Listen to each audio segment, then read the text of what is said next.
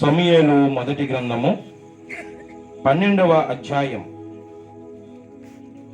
సమూయేలు మొదటి గ్రంథము 12వ అధ్యాయము 24వ వచనాన్ని చదువుకుందాం. చూడండి, సమూయేలు మొదటి గ్రంథము 12వ అధ్యాయము 24వ వచనం. ఆయన మీ కొరకు ఎన్ని గొప్ప కార్యములు చేస్తునో అది మీరు తలంచుకుని మీరు యెహోవాయందు భయభక్తులు కలిగి నిష్కపటులై పూర్ణ హృదయముతో ఆయనను సేవించుట ఆవశ్యకము. చిన్న మాట ప్రభు సహాయాన్ని కోరుదాం. ఘనమైన దేవుని కొందనాలు. చదువుకున్న భాగంలో మాకు అవసరమైన కొన్ని సంగతులు మీరే మాతో మాట్లాడండి. ఈ వీధిలో ఉన్న వారికేమి, ఈ చుట్టుపక్కల ఉన్న నీ ప్రజానికానికేమి, ఇక్కడ కూర్చున్న బిడ్డలకేమి, ఈ శబ్దాంతరం ద్వారా వింటున్న ఆయన నీ ప్రజలకేమి, మీ అవసరమైన సంగతులు మీరే మాతో మాట్లాడండి. అయ్యా, మీరు మాట్లాడితే మేము బ్రతుకుతాం. మీ మాటలో జీవం ఉన్నది, మీ మాటలో మాధుర్యం ఉన్నది, మీ మాటలో శక్తి ఉంది. అట్టి శక్తి కలిగిన మాట మాకు అందరికీ నేర్పించమని, మీరే కృప చూపించమని, దీవించి ఆస్వాదించమని యేసుక్రీస్తు నామం ద్వారా ప్రార్థించి వేడుకుంటున్నాం పరమ తండ్రి, ఆమేన్. ప్రియమైన దేవుని పిల్లలారా, సమూయేలు మొదటి గ్రంథము 12వ అధ్యాయం 24వ వచనంలో రాయబడిన మాట ఏమిటంటే, ఆయన మీ కొరకు ఎన్ని గొప్ప కార్యములు చేసినో అది మీరు తలంచుకుని అనే మాట మనం చదువుకుంటూ ఉన్నాం. ఆయన అంటే ఎవరు? దేవుడు. ఈ మాట జాగ్రత్తగా ఆలోచించేద్దాం. ఆయన అంటే దేవుడు. దేవుడు మన కొరకు ఎన్నో గొప్ప కార్యాలు చేసిన దేవుడండి. ఇక్కడ రాయబడిన మాటలో 4 సంగతులు ఉన్నాయి. ఆ 4 సంగతులు నేను వివరించడానికి టైం కాదు, కానీ ఒకే ఒక మాట మీకు నేను జ్ఞాపకం చేస్తాను. ఈ 4 సంగతుల్లో నేను మరలా చదువుతాను, మీరు మనసులో పెట్టుకోండి. 24వ వచనం, ఆయన మీ కొరకు ఎన్ని గొప్ప కార్యములు చేసినో అది తలంచుకుని. మొదటి మాట తలంచుకోవాలి. రెండవదిగా మీరు యెహోవాయందు భయభక్తులు కలిగి. రెండవ మాట భయభక్తులు కలిగి ఉండాలి. మూడవదిగా నిష్కపటులై అన్న మాట చదువుతున్నాం. మూడవదిగా ఎలా ఉండాలట? నిష్కపటులుగా ఉండాలి. నాలుగవదిగా పూర్ణ హృదయముతో ఆయనను సేవించాలి. ఈ 4 మాటలు మన హృదయాల్లో జ్ఞాపకం పెట్టుకోవాలి. యెహోవా మన కొరకు ఎన్ని గొప్ప కార్యములు చేస్తున్నో తలంచుకుని. మొదటి మాట, దేవుని యందు ఏం కలిగి ఉండాలట? భయభక్తులు కలిగి. రెండో మాట, మూడో మాట ఏంటి తెలుసా? భయభక్తులు కలిగిన వారు ఎలా బ్రతకాలట? నిష్కపటులుగా బ్రతకాలట. నిష్కపటులుగా బ్రతికేవారు ఎలా సేవించాలంటే దేవుణ్ణి పూర్ణ హృదయముతో యెహోవాని ఏం చేయాలట? సేవించుట ఆవశ్యకము అని రాయబడింది. ఆవశ్యకము అంటే అర్థం ఏంటి తెలుసా? తప్పనిసరిగా చేయవలసిన విధి. ఆవశ్యకము, ఇది తప్పనిసరిగా చేయాలి. ఇది చేయకపోతే కుదరదు. ఏమి చేయాలి? ఏది తప్పనిసరి, ఏది ఆవశ్యకము, ఏది అవసరమో ఆ సంగతిని మానవుడు చేయడం లేదు. ఈరోజు అవసరం కాని విషయాల కొరకు ప్రయాసపడుతున్నాడు, అవసరం కాని వాటి కొరకు పరుగులెడతా ఉన్నాడు.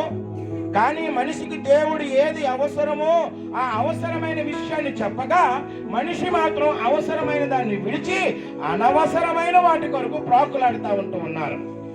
ప్రియమైన దేవుని బిడ్డలారా, దేవుడు మానవునికి ఏది అవసరమో, ఏది అక్కరో, ఏది చెయ్యాలో, ఏది చేయకూడదు, ఏది పాటించాలో, ఏది పాటించకూడదు, ఎలా బ్రతకాలో, ఎలా బ్రతకూడదో అన్ని జీవగ్రంథంలో దేవుని వాక్యంలో రాయబడ్డాయి. కానీ మనిషి దేవుడు చెప్పిన మాట వినడం లేదండి. చాలా సార్లు ఇప్పటికీ కూడా చాలా మంది పెద్దోళ్ళు ఏదైనా ఒక మాట చెప్తే ఈనాటి కాలం పిల్లలు వినరు. రే బాబు ఇలా వండుకోరా అంటే అలాగే మాట్లాడతారు, అలాగే బ్రతుకుతారు, అలాగే జీవిస్తారు. అవసరమైనది చెబితే ఉంటే దాన్ని లెక్కల్లో పెట్టుకోరు. అనవసరమైనట్టుగా వారి జీవితాన్ని గడుపుతూ ఉంటారు. ఒక మాట మనము మొదటి మాటలో అక్కడ రాయబడిన మాట, ఆయన మన కొరకు ఎన్ని గొప్ప కార్యములు చేస్తునో వాటిని ఏం చేసుకోవాలట? ఎన్ని గొప్ప కార్యములు చేస్తునో వాటిని తలంచుకుని. తలంచుకుని అనే మాట ఇక్కడ ఒకసారి ఆగుదాం. మనం ఏం చేయాలండి చెప్పండి? తలంచుకోవాలి. తలంచుకోవడం అంటే అర్థం ఏంటి తెలుసా? ఆలోచించుకోవాలి. ఒకసారి ఆలోచన చేసుకోవాలి. దేవుడు ఎవరు, దేవుడు ఏం చేస్తున్నాడో, ఆయన ఏ కార్యాలు చేస్తున్నాడో, ఆయన గురించి ఆలోచన కలిగి మానవుడు జీవించాలి. మనిషి పుడుతున్నాడు, తన ఇష్టానుసారంగా తను జీవిస్తున్నాడు, తన బ్రతుకు ఒకవేళ అయిపోతే ముగించేసి వెళ్ళిపోతున్నాడు. కానీ అసలు మానవుడికి తలంపులు ఉండడం లేదు, ఆలోచన ఉండడం లేదు. అసలు మానవుడు వేటి కొరకు ఆలోచన కలిగి ఉన్నారట? ఒక మాట మీ దగ్గర ఉన్న పరిశుద్ధ గ్రంథంలో కీర్తన గ్రంథం ఒక మాట చదువుదాం చూడండి. కీర్తన గ్రంథము 2వ అధ్యాయం. కీర్తన గ్రంథము 2వ అధ్యాయము మొదటి వచనంలో ఇలా రాయబడి ఉంది. కీర్తన గ్రంథము 2వ అధ్యాయం మొదటి వచనం అండి. అన్యజనులు ఏల అల్లరి రేపుచున్నారు, జనములు ఏల వ్యర్థమైన దానిని తలంచుచున్నారు. చాలండి. జనములు వేటిని తలంచుచున్నారంట? వ్యర్థమైన దాన్ని తలస్తున్నారు, అవసరమైన దాన్ని తలంచడం లేదు. అన్యజనులు ఏల అల్లరి రేపుచున్నారు, జనములు ఏల వ్యర్థమైన దానిని తలంచుచున్నారు అని దేవుని వాక్యం తెలియజేస్తూ ఉంది. అంటే ఇలా ఆలోచన చేద్దాం. మనిషి వ్యర్థమైన దాన్ని తలపోసుకుంటున్నాడు, వ్యర్థమైన ఆలోచన కలిగి ఉంటున్నాడు, వ్యర్థమైన దాని కొరకు తన సమయాన్ని కేటాయిస్తున్నాడు. కానీ అవసరమైన దాని కొరకు మాత్రం తన యొక్క ఆలోచనలో లేకుండా ఉంటున్నాయండి. ఏంటి వ్యర్థం? దేవుని వాక్యం చెబుతున్న మాట ఏంటి వ్యర్థము అన్న సంగతిని మనం గుర్తిరిగితే ఒక మాట మనం చదువుదాం చూడండి ఒకసారి. కీర్తన గ్రంథము 89వ కీర్తన, కీర్తన గ్రంథము 89వ కీర్తన 47వ వచనం చదువుదాం చూడండి. కీర్తన గ్రంథము 89వ కీర్తన 47వ వచనం. ఏది వ్యర్థమైంది? నా ఆయుష్కాలము ఎంత కొద్దిదో జ్ఞాపకము చేసుకునుము, ఎంత వ్యర్థముగా నీవు నరులందరినీ ఏం చేసి ఉన్నావు? సృజించి ఉన్నావు. 89వ కీర్తన 47వ వచనం రాయబడిన మాట. నా ఆయుష్కాలం ఎంత కొద్దిదో జ్ఞాపకం చేసుకున్నాము, ఎంత వ్యర్థముగా నీవు నరులందరినీ ఏం చేస్తున్నావు? సృజించినావు. ఇలా చెప్పుకుందాం. ఏది వ్యర్థమైందంటే దేవుని వాక్య ప్రకారముగా అంటే ఈ ఆయుష్కాలం అంతా కూడా ఏంటంటే చెప్పండి? వ్యర్థమైందే. మనిషి పుడుతున్నాడు, కొంతకాలం జీవిస్తున్నాడు, తన తర్వాత తాను జీవిత కాలాన్ని ముగించేస్తా ఉన్నాడు. ఆయుష్కాలం గడిచిపోతుంది, ఒట్టినే పోతా ఉంది. అప్పుడే జనవరి నెల వచ్చింది, ఇది అప్పుడే ఫిబ్రవరి 1వ తారీఖు. ఎంత త్వరగా గతించిపోయిందో జనవరి నెల. ఆయుష్కాలం రోజులు చాలా తొందరగా పరిగెడతా ఉన్నాయి. నరుని ఆయుష్కాలం చాలా వ్యర్థంగా గడిపేస్తా ఉన్నాడు. ఏదైనా సాధిస్తున్నాడా? నెల అయిపోయింది. ఈ నెలలో సాధించిన సాధింపు ఏముంది? ఈ నెలలో మనిషి జీవించిన జీవిత కాలంలో తానంటూ ఏది నేర్చుకోగలిగాడు? ఈ నెలను తాను ఏ విధంగా ఉపయోగకరంగా మార్చుకోగలిగాడంటే ఎక్కువ సమయం వ్యర్థంగా, కొంత సమయం కడుపుకి, కొంత సమయం నిద్రకి, కొంత సమయం తిరగడానికి, కొంత సమయం ఏమో తన పనిపాట్లు చక్కబెట్టుకోవడానికి తప్ప ఉపయోగకరమైన కాలాన్ని తాను మానవుడు ఏం చేయలేదు, జరిగించుకోవడం లేదు. అందుకనే దేవుని వాక్యం చెప్తున్న మాట ఏంటి తెలుసండి? నరుని ఆయుష్కాలం ఏంటంటే చెప్పండి? వ్యర్థము. ఇంకొక మాట కూడా చదువుతాం చూడండి. ఇంకొక మాట 94వ కీర్తన 11వ చరణం. 94వ కీర్తన గ్రంథం 11వ చరణంలో రాయబడిన మాట అండి. నరుల ఆలోచనలు వ్యర్థములని యెహోవాకు తెలిసి ఉన్నవి. ఆగండి. నరుని ఆలోచనలు ఎటువంటి అంట? చాలా సార్లు అనుకుంటా ఉంటాం, ఇవాళ పొద్దున్నే లేచి పలానా పని చేసి ఇక్కడికి అలాగే వెళ్ళి అలా చేద్దాం అనుకుంటాం. ఊరిన వర్షం వచ్చేస్తుంది, ఏం చేస్తాం? పొద్దున్నే లేచి ఏదో చేద్దాం అనుకుంటాం, గాలి తుఫాను వచ్చేసింది, ఇంట్లో కూర్చుని ఉంటాం. మన ఆలోచన ఏమైపోయింది? వ్యర్థమైపోయింది. నరుని ఆలోచనలు మంచం మీద పడుకుండగా పోల్ ఆలోచనలు వస్తూ ఉంటాయి మానవులకి. పొద్దున్నే లేచి పలానా చేద్దాం, ఇలా చేద్దాం, అలా చేద్దాం, నేను ఇలా చేస్తాను, అలా చేస్తాను అని అనుకుంటా ఉంటారు. కానీ మానవుని ఆలోచన దేవుని చిత్తం లేకపోతే సమస్తం కూడా ఏమైపోతుంది చెప్పండి? వ్యర్థమే. మానవుని ఆలోచన, నరుని ఆలోచన వ్యర్థము.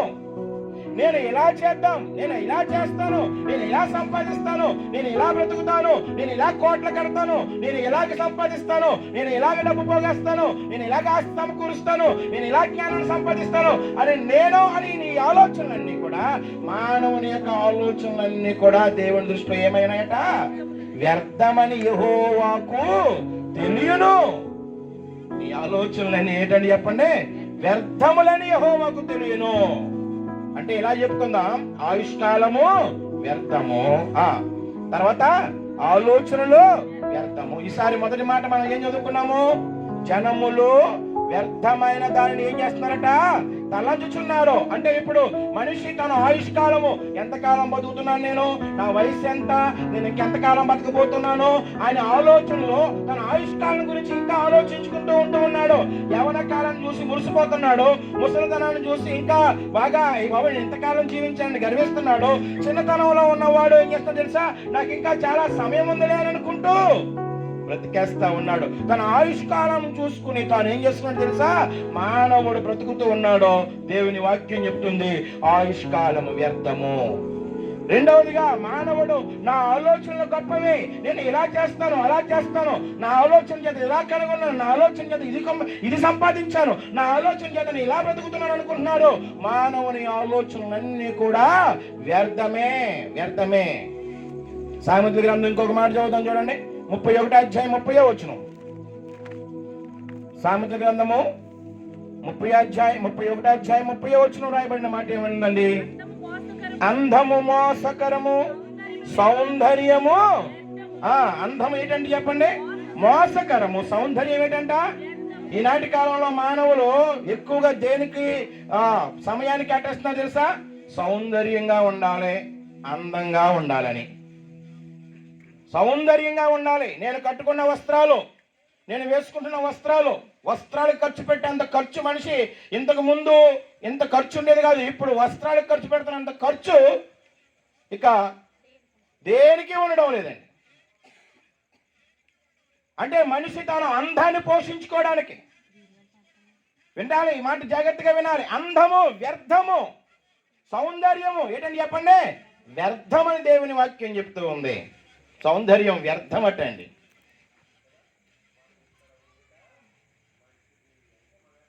ఒక 2 రోజుల క్రిందట నేను ప్రయాణం చేస్తా ఉన్నాను.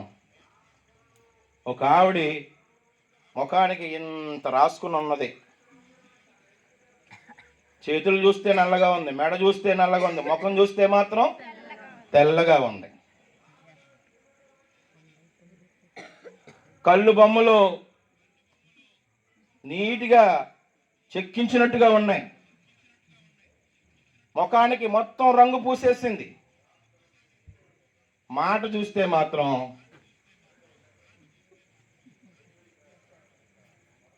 చదువు లేనట్టుగానే ఉంది. ఏదో చెప్పబోయాను కానీ ఆగిపోయాను ఇక్కడ.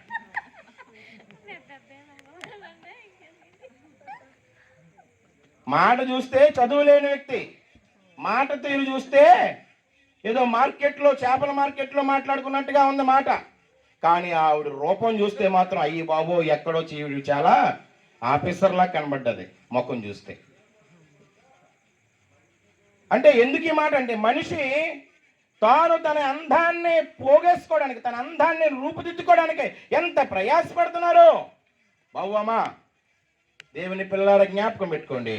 అందము మోసము, సౌందర్యము వ్యర్థం, వ్యర్థం. సౌందర్యం వ్యర్థం అని దేవుని వాక్యం చెప్తుంది. ఈ సౌందర్యాన్ని పోషించుకోవడానికి, ఈ సౌందర్యాన్ని కాపాడుకోవడానికి, ఈ సౌందర్యాన్ని పెంచుకోవడానికి, ఈ సౌందర్యం ఎవరికో చూపించుకోవడానికి ఎంత ప్రయాసపడుతున్నావో, ఏదో ఒక రోజు ఈ సౌందర్యము వాడిపోయి రాలిపోయి కూలిపోతుంది. జాగ్రత్త. ఇప్పుడు ఒకవేళ ఉండిన అందము, నువ్వు కొని తెచ్చుకున్న అందము ఎల్లకాలము కలకాలం నీతో పాటు ఉండదు. సౌందర్యం వ్యర్థం, నీ ఆలోచన వ్యర్థం, నీ ఆయుష్కాలమే వ్యర్థమని దేవుని వాక్యం చెప్తుంటే, మనిషి జనములు దేని కొరకు ప్రయాసపడుతున్నారంట? దేని కొరకు తలస్తున్నారండి చెప్పండి?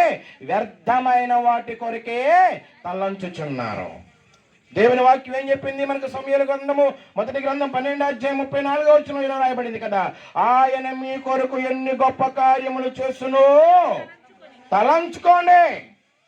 మీరు తలంచుకోవలసిన విషయం ఏంటంటే ఆయన ఏ కార్యాలు చేస్తారో తలంచుకోవాలి. కానీ మనుషులు ఏం చేస్తున్నారట? వ్యర్థమైన దానిని ఏం చేస్తున్నారని చెప్పండి? తలంచుకుంటున్నారట. ఇంకొక మాట చదువుదామా? యెషయా గ్రంథము 5వ అధ్యాయం. యెషయా గ్రంథము 5వ అధ్యాయము 21వ వచనం అండి. 5వ అధ్యాయం 21వ వచనం. తమ దృష్టికి తాము జ్ఞానులమనియు తమ ఎన్నికలో తాము బుద్ధిమంతులమనియు తలంచుకొని వారికి. మనుషులు ఏమని తలంచుకున్నారంటే తమ దృష్టికి మేము, నా దృష్టికి నేను చాలా జ్ఞానవంతుణ్ణి, నా దృష్టికి నేను, నా లెక్కల్లో నేను చాలా బుద్ధిమంతుణ్ణి. దేవుని వాక్యం చెప్తుంది, తమ దృష్టికి తాము జ్ఞానులమని తమ ఎన్నికలో వారే బుద్ధిమంతులు అనుకున్న వారు అని తలంచుకునే వారికి ఏముందంట? శ్రమ. అంటే ఇప్పుడు మనుషులు ఏమనుకున్నా తెలుసా? మేమే బుద్ధిమంతులం, మేమే జ్ఞానవంతులం అని అనుకుంటున్నాడు. ఎదుటివాడు చెప్పిన మాటకి ఏ విలువ లేదు. నేనే అందరికంటే జ్ఞానవంతుని నేనే, అందరికంటే బుద్ధిమంతుణ్ణి నేనే.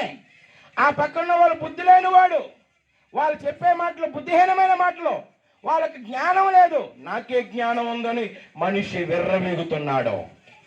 మనుషులు ఏమని తలంచుకున్నారట? వ్యర్థమైన దాన్ని తలంచుచున్నారు. మొదటి మాట. రెండవది ఏంటి తెలుసండి? తమ దృష్టికి తామే జ్ఞానులం అనుకున్నారట.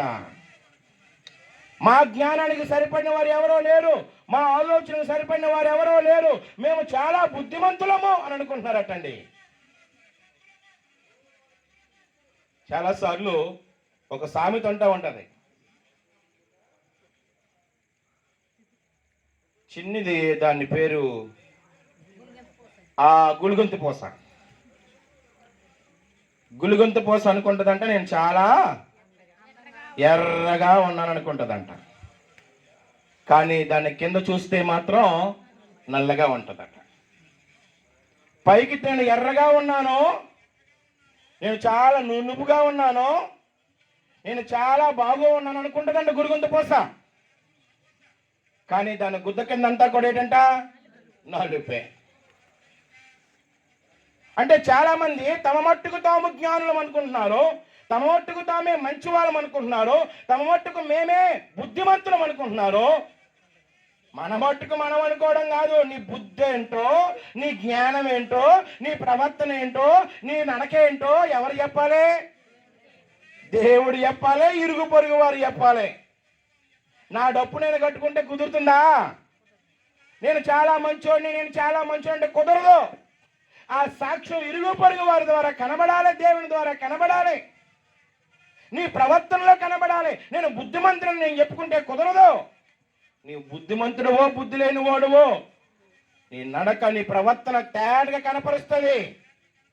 చాలా మంది ఎవరికి వారుగానే మేము చాలా బుద్ధిమంతులం, మేము చాలా మంచోళం, మేము చాలా గొప్పలం అనుకుంటూ బ్రతికేస్తున్నారు. భ్రమలో బతికేస్తున్నారు, భ్రమలో జీవించేస్తున్నారు. ఇక మాకంటే మంచోళ్ళు ఎవరో లేరు, మాకంటే గొప్ప వాళ్ళు ఎవరు లేరు అనుకునే భ్రమలో అలాగే తలంచుకుంటూ జీవించేస్తున్నారు. జాగ్రత్త. నీ నడక, నీ బ్రతుకు, నీ ప్రవర్తన, నీ తీరు అన్నీ కూడా గమనించేవాడు దేవుడు ఉన్నాడు. నీ ఆలోచనలో వ్యర్థమైన దాని గురించి తలస్తూ ఉన్నావు. రెండోదిగా, నీకు నీవుగానే గొప్పవాడు అనుకుని నువ్వేం చేస్తున్నావు? తలంచుకుంటున్నావు. మూడవదిగా మరొక మాట జ్ఞాపకం చేసుకున్నాం, చూడండి ఒకసారి. మూడవదిగా లూకాసు వార్త 13వ అధ్యాయం 2, 3, 4 వచనాలు. లూకాసు వార్త 13వ అధ్యాయము 2 నుంచి 4 వచనాలండి. ఆయన వారితో ఇట్లనెను, ఈ గలిలయులు అట్టి హింసలు పొందినందున వారు గలిలయుల అందరికంటే పాపులని మీరు తలంచుచున్నారా? కారని మీతో చెప్పుచున్నాను. మీరు మారు మనసు పొందని ఎడల మీరందరూ అలాగునే నశింతురు. 4వ వచనం కూడా అండి. మరియు సిలోయములోని గోపురము పడి చచ్చిన ఆ 18 మంది యెరూషలేములో కాపురం ఉన్న వారందరికంటే అపరాధులను తలంచుచున్నారా? కారని మీతో చెప్పుచున్నాను, మీరు మారు మనసు పొందని ఎడల మీరును అలాగునే ఏం చేయుదురు? నశింతురు. అక్కడ ఒక సంఘటన జరుగుతుంది. అక్కడ కొందరికి ఇలాంటి అభిప్రాయం ఉందట. గలిలయలో కొందరు శ్రమలు బట్టి కొన్ని హింసలు పొంది చనిపోయారంట. కొన్ని శ్రమలు పొంది హింసలు పొంది చనిపోయారంట. సిలోయములో గోపురం మీద పడిపోయి కొందరు చనిపోయారంట. సిలోయములో గోపురము మీద పడిపోయి కొందరు చనిపోయారంట. ఇప్పుడు జనాలందరూ ఏమన్నా తెలుసా? వాళ్ళు చేసిన పాపమే వాళ్ళని ఏం చేసింది? చంపేసింది. వాళ్ళు చేసిన పాపమే వాళ్ళని ఏం చేసింది? చంపేసింది. వాళ్ళు చచ్చిపోయారంటే వాళ్ళ పాపమే, వాళ్ళు చచ్చిపోయారంటే వాళ్ళ పాపమే.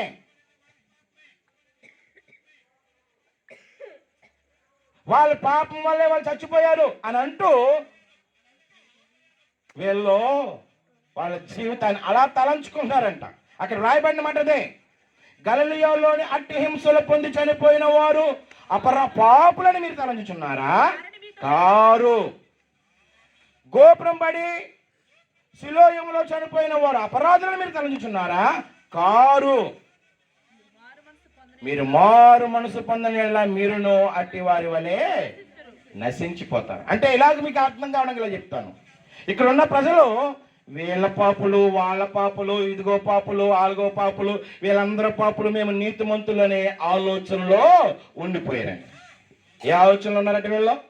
ఇదిగో వాళ్ళందరూ పాపులు, ఇదిగో వాళ్ళ పాపం చేసిన వాళ్ళు, ఇదిగో వాళ్ళు తప్పుడు మార్గంలో ఉన్న వాళ్ళు, ఇదిగో వాళ్ళ బుద్ధి పోగలేని వాళ్ళు అందుకే ఇలాంటి బాధలు పడుతున్నారు.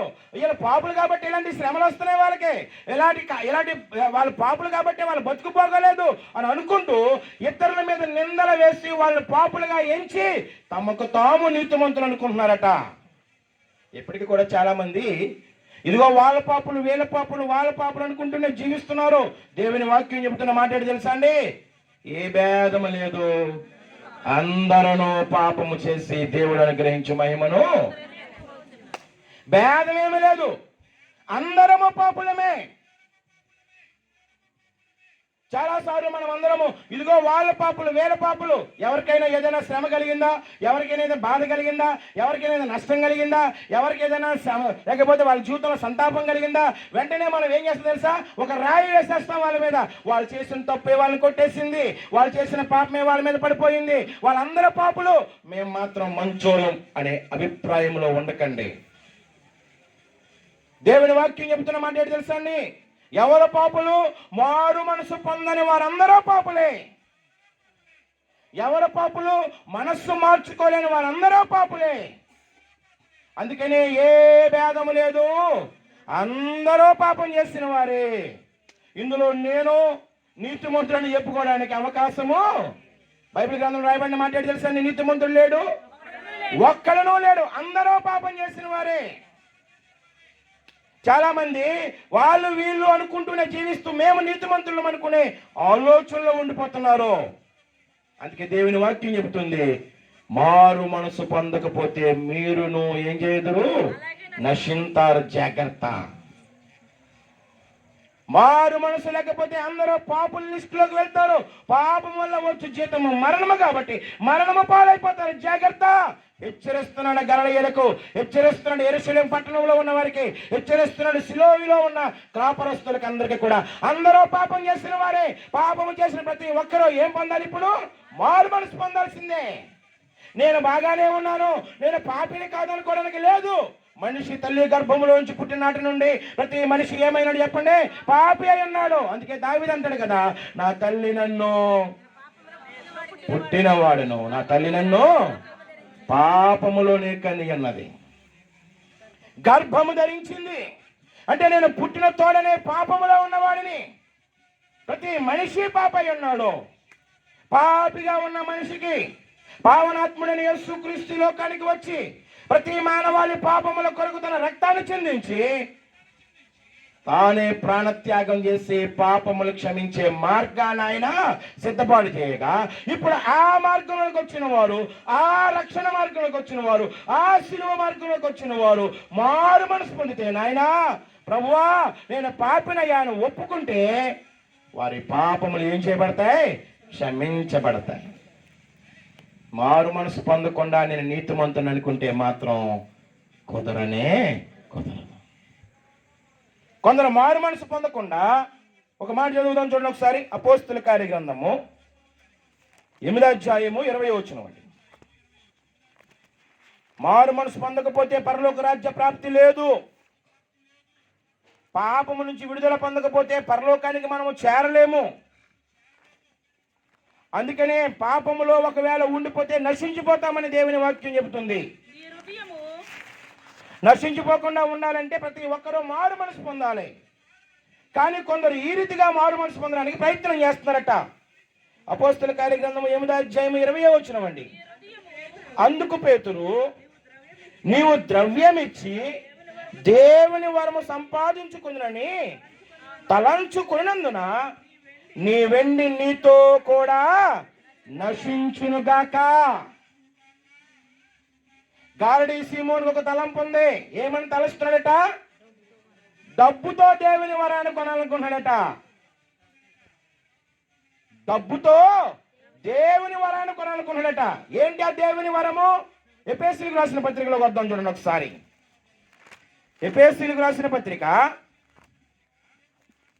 2వ అధ్యాయము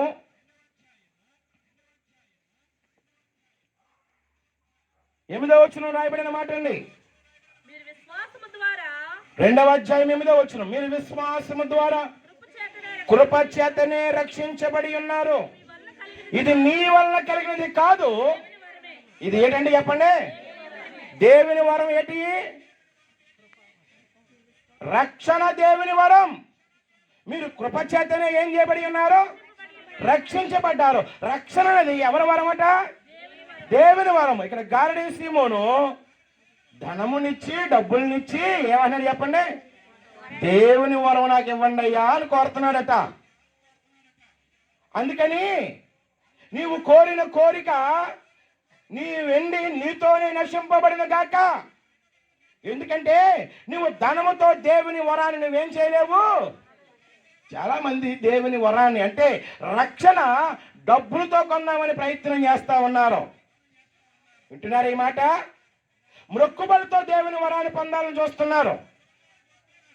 అర్పణలు ఇచ్చి దేవుని వరాన్ని పొందాలని చూస్తున్నారు. కానుకలు ఇచ్చి దేవుని వరాన్ని పొందాలని చూస్తున్నారు. బాబు అమ్మ ఈ మాట జ్ఞాపకం పెట్టుకోండి. దేవుని వరము అని అంటే రక్షణ.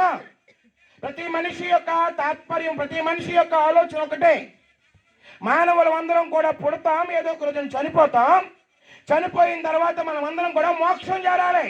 మోక్షం చేరాలంటే ఇక్కడ పుణ్యకార్యాలు చేస్తేనే మనం ఎక్కడికి వెళ్తాము? మోక్షం వెళ్తాం. మనం పాపకార్యాలన్నీ కూడా పోగొట్టుకోవాలంటే దేవునికి 4 రూపాయలు ఇస్తే మన పాపకార్యాలన్నీ కూడా ఏమవుతాయి? పోయి ఈ ఇచ్చిన వెండితోటో, ఇచ్చిన అర్పణలతోటో, ఇచ్చిన డబ్బులతోటో, ఇచ్చిన మొక్కుబళ్ళతోటో, ఇచ్చిన బలులతోటో నా పాపాలన్నీ పోగొట్టుకుని నేను ఎక్కడికి వెళ్ళిపోతాను? మోక్షానికి వెళ్ళిపోతాం అనుకుంటున్న మనిషి. నీవిచ్చిన డబ్బు, ధనమో, మొక్కుబళ్ళో లేకపోతే అర్పణలకు మోక్షానికి దారి చూపలేవు బాబు. అందుకే దేవుని వాక్యం తేటగా చెప్పబడిన మాట ఏంటి తెలుసా? ఇది క్రియలతో కూడినది కాదు, దేవుని వరమే. నీవు చేసే కార్యాల వల్ల, నువ్వు చూపించే లేకపోతే నీవిచ్చే కానుకల వల్ల, నీవిచ్చే అర్పణల వల్ల పరమునకు మోక్షానికి మనము చేరలేమండి. చేరలేమండి. గారడీ సీమోను ఏమని తలంచాడంటే దేవుని వరము రక్షణ పొందాలంటే ఏమైనా డబ్బులు ఇస్తే రక్షణ వస్తుందేమో కొనుక్కుందాం. సంతలో దొరికేది కాదు రక్షణ. డబ్బులు ఇస్తే దొరికేది కాదు రక్షణ. తలనీలాలు చెల్లిస్తే దొరికేది కాదు రక్షణ. ఎక్కడికో వెళ్ళి మూలిగితే కలిగేది కాదు రక్షణ. ఏవేవో ఇస్తే కాదు కలిగేది రక్షణ. రక్షణ అంటే నీ మనస్సునివ్వాలి దేవునికి. నీ మనస్సు దేవుడికి ఇవ్వడం నేర్చుకో. నీవు ఏమిచ్చినా ఏమి ఇవ్వకపోయినా పర్వాలే, దేవుడి దగ్గర అర్పణలు కోరడంలే, నీ కానుకలు కోరడంలే, నీ వస్తువులు కోరడంలే. దేవుడు నిన్నే కోరుతున్నాడు, నీ హృదయాన్నే కోరుతున్నాడు, నీ మనస్సునే కోరుతున్నాడు. అందుకని మారు మనస్సు పొందితే సరి, లేకపోతే నశించిపోతావు. మారు మనస్సు పొందితే పరలోకము, మారు మనస్సు పొందకపోతే నాశనము. కొందరు ఏమని తలంచారంట? డబ్బులను బట్టి పరలోకం పొందుకుందామని తలంచుకుంటున్నారట. ధనాన్ని చెల్లించి పరలోకం రాదండి. రికమెండేషన్ చేస్తే జగన్ గారు ఏమైనా ఉద్యోగం వేయించొచ్చేమో. డబ్బులు చెల్లింటే ఒకవేళ మనకి ఇల్లు లేకపోతే ఏదైనా జాయిగా ఎక్కడ దిక్కున మనం ఇరికించొచ్చేమో. లేకపోతే పెద్ద పెద్ద వాళ్ళు ఎవరో ఒకరిని మనం కాళ్ళు ఎలా పట్టుకుని 4 రూపాయలు ఇస్తే మనకు అనుకున్న పని జరగచ్చేమో. డబ్బులు చెల్లింటే ఈ లోకంలో ఏదైనా జరిగిపోతుంది. డబ్బుతోనే ఉంది మొత్తం అంతానే. నందిని పందిని చేయగలరు, పందిని నందిని చేయగలరు, కానీ దేవుడి దగ్గర డబ్బు చలామణి కాదండి. నువ్వు 1 కోటి రూపాయలు పట్టుకెళ్ళి, యేసు ప్రభువా నా పాపాలన్నీ ఒక్కసారి క్షమించే, ఇదిగో నీకు 1 కోటి రూపాయలు చెక్ రాసిస్తున్నాను, నన్ను మాత్రం పరలోకంలో నీ పక్కన కూర్చోబెట్టుకుంటే నీ 1 కోటి రూపాయలు నీతోనే పెట్టుకోరా అబ్బాయి, కుదరదంటాడే. డబ్బు కాదు ప్రభువుకు కావలసింది, నీ హృదయం కావాలి యేసయ్యకి. ఏ హృదయాన్ని ప్రభువు కోరుకుంటున్నాడు తెలుసా? నీ పాడైపోయిన హృదయమే ప్రభువు కోరుకుంటున్నాడు. నీ మలినమైపోయిన హృదయాన్ని ప్రభువు కోరుకుంటున్నాడు. పాపములో ఉండి నీ హృదయాన్ని ప్రభువు కోరుకుంటున్నాడు. ప్రభువుకి ఇవి ఒక్కొక్కటి బాగు చేసే పరమ వైద్యుడు ఆయనే. నీ హృదయానికి పట్టిన జబ్బు, నీ హృదయానికి పట్టిన వ్యసనాలు, నీ హృదయానికి పట్టిన అబద్ధాలు, నీ హృదయానికి పట్టిన లేకపోతే పాపపు జీవితము, వాటన్నిటినీ బాగు చేయగలిగిన పరమ వైద్యుడు ఆయనే. గారడీ సీమోను అందరికీ గారడీ చేయగలడు, కానీ యేసు ప్రభు దగ్గర గారడీ చేయగలడా? దేవుని పిల్లల దగ్గర గారడీ చేయగలడా? పేతురు గారు అంటాడు అందుకనే, ఓ గారడీ సీమోను, నువ్వు అందరి దగ్గర గారడీ చేసి మసి పూసి మాడిగా వేసి మొత్తానికి ఉన్నది లేనట్టుగా లేనిది ఉన్నట్టుగా గారడీ పనులు చేస్తావు, కానీ రక్షణది మాత్రం గారడీ వల్ల నువ్వేం చేయలేవు, పొందలేవు, కొనలేవు. వెండిచ్చి రక్షణ పొందుదాం అనుకున్నావో కుదరదు. ఇప్పటికే చాలా మంది డబ్బుతోటో, ధనంతోటో, ఆస్తులతోటో, అంతస్తులతోటో, మొక్కుబలితోటో మోక్షం వెళ్ళిపోవాలనుకుంటున్నారేమో బాబు. మోక్ష మార్గము వీటి వల్ల జరిగేది మాత్రం కాదు. మారు మనసు పొందితేనే మోక్షానికి మనం చేరగలం. ఒక మాట చదువుకుని ప్రార్థన చేసుకున్నాం చూడండి ఒకసారి.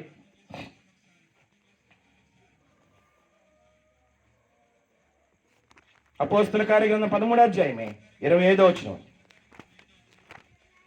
అపోస్తుల కార్యగ్రంథం 13వ అధ్యాయము 25వ వచనం. యోహాను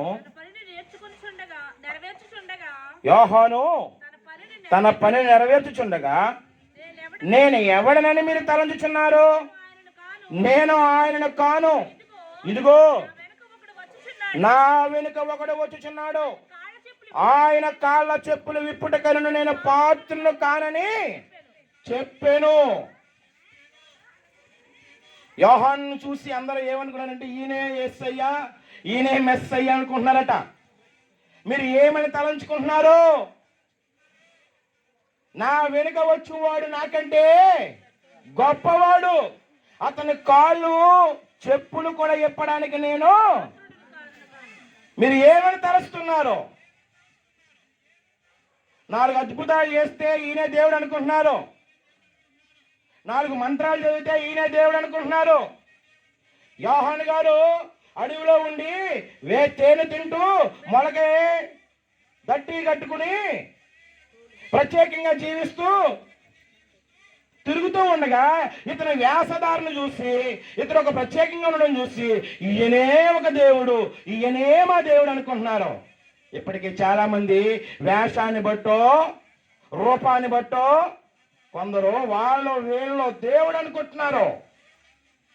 యోహాను అంటున్నాడు, నేను కాదు దేవుడిని, యోహాను అంటున్నాడు, నా రూపాన్ని బట్టి నన్ను దేవుడు అనుకుంటున్నారేమో, నా గడ్డం బాగా పొడుగ్గా ఉందని దేవుడు అనుకుంటున్నారేమో, నేను మొలకే తట్టి కట్టుకున్నాను కాబట్టి దేవుడు అనుకుంటున్నారేమో, లేకపోతే నేను మీ అందరికంటే ఒక రూపంగా కొత్తగా కనబడుతున్నాను కూడా కొత్త దేవుడు అనుకోకండి. నేను కాదు దేవుణ్ణి అయ్యా, నాకంటే వెనక వచ్చేవాడు గొప్పవాడు. ఆయన ప్రభు అయిన యేసుక్రీస్తు. ఆయన పరిశుద్ధుడు, ఆయన నిర్దోషి, ఆయన నిష్కలమషుడు, ఆయన పాపుల్లో చేరక ప్రత్యేకంగా ఉన్నవాడు. ఆ దేవుడు సర్వానికి సృష్టికర్త. సృష్టికర్త దేవుడు సర్వాన్ని విడిచిపెట్టి భూలోకానికి దిగి వచ్చాడు. నా వెనుక వచ్చాడు ఆయన. నన్ను రక్షించడానికి వచ్చిన రక్షకుడు ఆయనే. మిమ్మల్ని అందరినీ రక్షించడానికి వచ్చిన రక్షకుడు ఆయనే. ఆయన్ని పూజించండి, ఆయన పాదాల మీద పడండి, ఆయనకి నమస్కారం చేయండి, ఆయన నమ్ముకోండి, అప్పుడు మీ బతుకులు బాగుపడతాయని ప్రకటిస్తున్నాడు. ఎవరో? యోహాను. మానవ సమాజం చూసిన వాళ్ళందరిని అనుకుంటుంది దేవుడు దేవుడు దేవుడు అని. దేవుడు కాదండి, మనుషులు మనుషులే, దేవుడు దేవుడే. గడ్డాలుంటే దేవుళ్ళు కాదు, రూపాలు మారిస్తే దేవుళ్ళు కాదు. దేవుడు ఒక్కడే. ఆయన పరిశుద్ధుడై ఉండాలి, పాపుల కొరకు తన ప్రాణం అర్పించిన వాడై ఉండాలి, యజ్ఞ హోమముగా తన జీవితాన్ని సమర్పించిన వాడై ఉండాలి, తన రక్తాన్ని పాపుల కొరకు చెల్లించిన వాడై ఉండాలి, పాపము లేని వాడై ఉండాలి, పరిశుద్ధుడై ఉండాలి, నిర్దోషై ఉండాలి, వేలు పెట్టి చూపించడానికి తనలో ఒక తప్పు కూడా లేకుండా ఉండాలి, ఆది అయి ఉండాలి, అంతమై ఉండాలి, పుట్టుక లేని వాడై ఉండాలి, నిరంతరం ఉండువాడై ఉండాలి.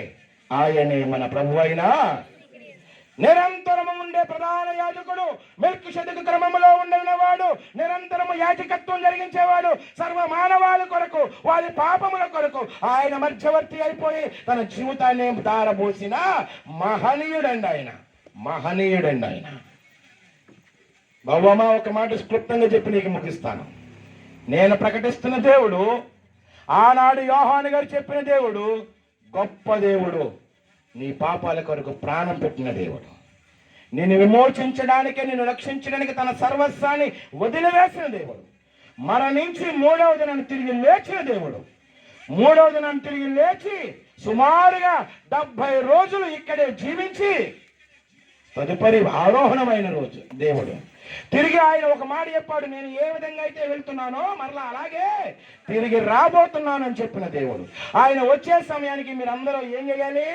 మారు మనసు పొంది, రక్షించబడి, బాప్తీసం పొంది పరలోకపు రాజ్యపు వారసులు అవడానికి సిద్ధంగా ఉండాలి. లోకాన్ని విడిచి, పాపాన్ని విడిచి, పవిత్ర జీవితాన్ని జీవిస్తూ నరకంలోకి వెళ్లకుండా మిమ్మల్ని మీరు ఏం చేసుకోవాలి? కాపాడుకోవాలి అని చెప్పాడు. అలా ఎవరైతే తమ జీవితాన్ని కాపాడుకుంటాలేదో వాళ్ళందరికీ నరకం ఉంది. ఎవరైతే వారి జీవితంలో మారు మనసు పొంది, నమ్మి బాప్తీసం పొంది, రక్షించబడి దేవుని పిల్లలవుతారు, పవిత్రంగా వారి జీవితాన్ని కాపాడుకుంటారో వారికి పరలోకము ఉంది. ఆయన చెప్పిన మాట తెలుసా? మీరు నాతో పాటు ఉండులాగున, నేనుండు స్థలములో మీరుండులాగున మీ కొరకు నేను స్థలము సిద్ధపరచా. ప్రభు దగ్గర స్థలం ఉంది, ఆ స్థలములో నీకు చోటు ఉందా? యేసయ్య దగ్గర సింహాసనం ఉంది, ఆ సింహాసనం దగ్గర నీకు చోటు ఉందా? ఈ రాత్రి ప్రభు నిన్ను అడుగుతున్నాడు, బాబు అమ్మ, నువ్వేం తలస్తూ ఉన్నావు? వ్యర్థమైన వాటి కొరకు తలస్తున్నావేమో, ఈ ఆయుష్కాలం కొరకు తలంచుకుంటూ సమయాన్ని వృధా చేసుకుంటున్నావేమో, నీవు ఏవేవో ఆలోచించుకుంటూ వ్యర్థమైన ఆలోచనతో బ్రతుకుతున్నావేమో, వ్యర్థమైన సౌందర్యం కొరకు ఆలోచన చేసుకుంటూ జీవిస్తున్నావేమో. కాలాన్ని వృధా చేసుకోకు, సమయాన్ని వృధా చేసుకోకు. ఇంకా కొందరు బుద్ధిమంతులు మేమే, జ్ఞానవంతులు మేమే అనుకుంటూ ఆలోచన చేసుకుంటున్నారు. నీ బుద్ధి, నీ జ్ఞానమును దేవుడు చూస్తున్నాడు అనే సంగతిని మాత్రం మర్చిపోకు. కొందరు ఇంకా ఏమని తలంచుకున్నారట? ఏమని తలంచుకున్నారు? ఇంకా ఏం చెప్పుకున్నాం మనం? అదిగో వాళ్ళ పాపులు, వీళ్ళ పాపులు, మేము మాత్రం నీతిమంతులం అనుకున్నారట. దేవుని వాక్యం ఏం చెప్తుంది తెలుసా అండి? అందరూనూ పాపులమే, పాపం చేసిన వారిని. కొందరు ఏదో రకంగా డబ్బులు ఇచ్చి, ధనం ఇచ్చి, మొక్కుబడులు చెల్లించి మన పాపాలు పోగొట్టుకుని పరలోకానికి వెళ్ళిపోదామని అనుకుంటున్నారట. కుదరదండి. కొందరు రూపాన్ని చూసి, లేకపోతే వేషాలను చూసి వెళ్ళే దేవుడు అనుకుని వాళ్ళలోనే జీవిస్తున్నారట. అసలైన దేవుడిని మర్చిపోతున్నారట. నిజమైన దేవుడి దగ్గర రావడం లేదట. అందుకనే నిజమైన దేవుడైన యేసు క్రీస్తుని గురించి యోహాను ఈయనే నిజమైన దేవుడని ప్రకటించారు. మరి నీ ఆలోచన ఏముంది? ఎవరినో చూస్తూ నిజమైన దేవుడిని మర్చిపోయావా? నీ అందాన్ని చూసి దేవుని విడిచిపెడుతున్నావా? నీ జ్ఞానాన్ని, నీ తెలివిని చూసుకుని దేవుని మర్చిపోతున్నావా? వ్యర్థమైన ఆలోచనలో ఉండిపోయి దేవుని విడిచిపెడుతున్నావా? లేకపోతే వాళ్ళు తప్పు చేస్తున్నారు, వేరు తప్పు చేస్తున్నారంటూ నీలో ఉన్న తప్పులు నువ్వు సరి చేసుకోకుండా బ్రతుకుతున్నావా? ఒకవేళ ఎలా ఉన్నావో ఒక్కసారి తలంచుకోండి. ఇదే మిక్కిలి అనుకూలమైన సమయము, మారు మనసు పొందవలసిన దినము, మీ జీవితానికి ప్రభువుకు అప్పగించవలసిన రోజు. యెహోవా మీ కొరకు ఎన్ని కార్యములు చేసును మీరేం చేయండి. ఆయన ఎన్ని కార్యాలు చేశాడో తెలుసా? ఒకే ఒక కార్యం చెప్పాను. సమస్త మానవాళ్ళ పాపముల కొరకు తన ప్రాణాన్నే దారపోసేశాడు. ఇంతకంటే గొప్ప కార్యం ఇక ఏది లేదు. ఇలాంటి కార్యం చేసిన వాళ్ళకి ఎవరో లేరు. యెహోవా ఎన్ని గొప్ప కార్యాలు చేస్తున్నా మిమ్మల్ని మీరు తలంచుకోండి. ఎన్ని గొప్ప కార్యాలు చేశాడు తెలుసా? ఆయన మరణాన్ని గెలిచి తిరిగి లేచాడు. ఇంతకంటే గొప్ప కార్యం చేసిన వాళ్ళు ఎవరో లేరు. చనిపోయాడు, గొప్ప కార్యం. మరణాన్ని గెలిచాడు, గొప్ప కార్యం. ఇంకో గొప్ప కార్యం చెప్పనా? ఆయన మరలా నిన్ను నన్ను తీసుకుని పోవడానికి మరలా రెండవసారి రాబోతూ ఉన్నాడు. ఆయన తీసుకెళ్ళడానికి నీ చెయ్యి ఇవ్వడానికి సిద్ధంగా ఉన్నట్లయితే ఇదే మిక్కిలి అనుకూలమైన సమయం. నీ చెయ్యి ప్రభుకి ఇవి, తనతో పాటు నేను తీసుకుని వెళ్తాడు. ఆయన రాజ్య వారసుడిగా చేస్తాడు. దేవుడి ఈ మాటలు మనందరి వినికిల్లో పదిలపరిచి పరలోకపు రాజ్య వారసులుగా మనం సిద్ధపాటు చేయడానికి మన జీవితాల్లో దేవుడు గొప్ప కార్యము జరిగించునుగాక. ఆమె కన్ను మూసుకోండి, ప్రార్థన చేసుకుందాం. తల్ల వంచనందరూ కూడా చిన్న మాట ప్రార్థన. సోదరి బేవక గారు ప్రార్థన చేస్తారు.